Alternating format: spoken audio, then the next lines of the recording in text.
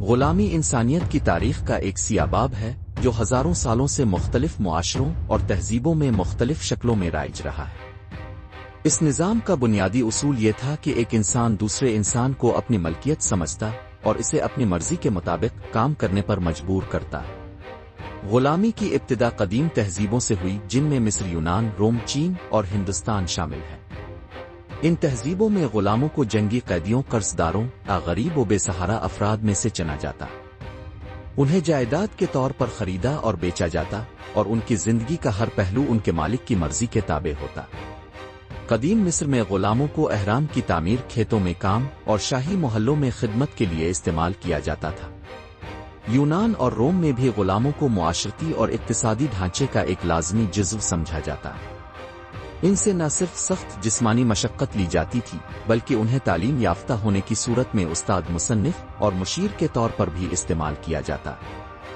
ہندوستان میں ذات پات کے نظام کے تحت نچلی ذات کے افراد کو غلامی جیسا سلوک برداشت کرنا پڑتا، حالانکہ اسے غلامی کا نام نہیں دیا جاتا تھا۔ اسلام نے جب دنیا میں قدم رکھا تو غلامی کا نظام پوری دنیا میں قائم تھا۔ اسلام نے اس نظام کو یکسر ختم کرنے کی بجائے تدریجی اصلاحات کے ذریعے ختم کرنے کی کوشش کی۔ قرآن و سنت میں غلاموں کے حقوق کا بار بار ذکر کیا گیا۔ انہیں انسان ہونے کے ناطے عزت، شفقت اور مساوی سلوک کا مستحق قرار دیا گیا۔ حضور اکرم حضرت محمد صلی اللہ علیہ وسلم نے غلاموں کو آزاد کرنے کو نیکی، عبادت اور کفارہ قرار دیا۔ آپ صلی اللہ علیہ وسلم نے اپنے ذاتی غلاموں سے حسن سلوک کیا اور کئی غلاموں کو آزاد کیا، جیسے حضرت زید بن حارثہ رضی اللہ عنہ۔ اسلامی تعلیمات کے مطابق غلاموں کو کھانے، لباس اور رہائش میں وہی معیار دیا جانا چاہیے جو مالک خود کے لیے اختیار کرے۔ اگر کوئی غلام کسی معاہدے کے تحت خود کو آزاد کرنا چاہے تو اس میں رکاوٹ ڈالنا سخت منع ہے۔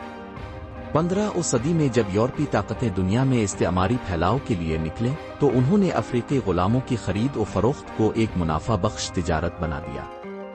پرتگال، برطانیہ، فرانس، اسپین اور دیگر یورپی اقوام نے لاکھوں افریقی افراد کو اغوا کر کے بحری جہازوں میں زبردستی امریکہ اور کیریبین علاقوں میں منتقل کیا، جہاں ان سے کھیتوں، کانوں اور کارخانوں میں جانوروں کی طرح کام لیا جاتا تھا۔ اس عمل کو ٹرانس اٹلانٹک اسلیو ٹریڈ کہا جاتا ہے۔ ان غلاموں کو انسان نہیں بلکہ سامان سمجھا جاتا تھا اور ان پر ظلم و ستم کی انتہا کی جاتی تھی۔ امریکہ میں غلامی کا دور کئی سو سال تک جاری رہا۔ سیاہ فام غلاموں کو قانونی طور پر غلام تسلیم کیا جاتا تھا اور ان کے ساتھ بدترین سلوک کیا جاتا تھا۔ آخرکار 19ویں صدی میں جب امریکی خانہ جنگی ہوئی تو ابراہم لنکن نے 1863 میں اعلامیہ آزادی غلامان جاری کیا اور 1865 میں امریکہ میں غلامی کو قانونی طور پر ختم کر دیا گیا۔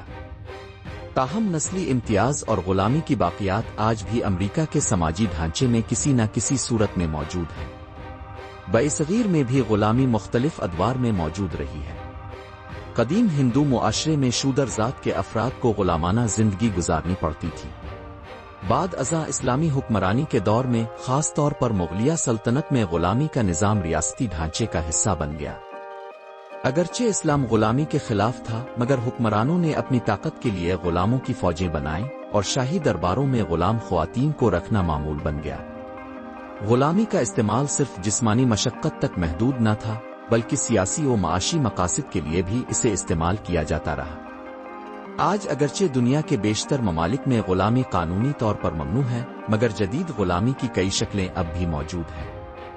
ان میں جبری مشقت، انسانی اسمگلنگ، کم عمری میں جبری شادی، بچوں سے مشقت اور قرض کے بدلے مزدوری شامل ہے۔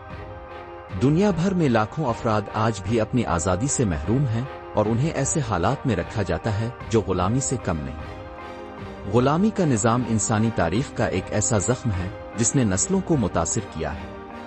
اگرچہ دنیا نے قانون سازی کے ذریعے غلامی کو ختم کرنے کی کوشش کی ہے، مگر یہ مسئلہ مکمل طور پر ختم نہیں ہو سکا۔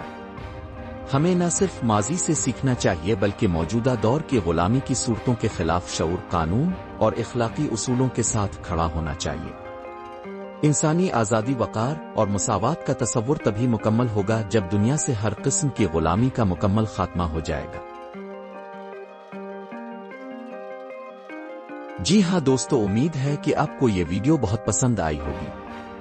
اگر آپ کو یہ ویڈیو اچھی لگی ہو تو براہ کرم اسے لائک کریں، اپنے دوستوں کے ساتھ شیئر کریں اور ہمارے چینل کو سبسکرائب کرنا ہرگز نہ بھولیں۔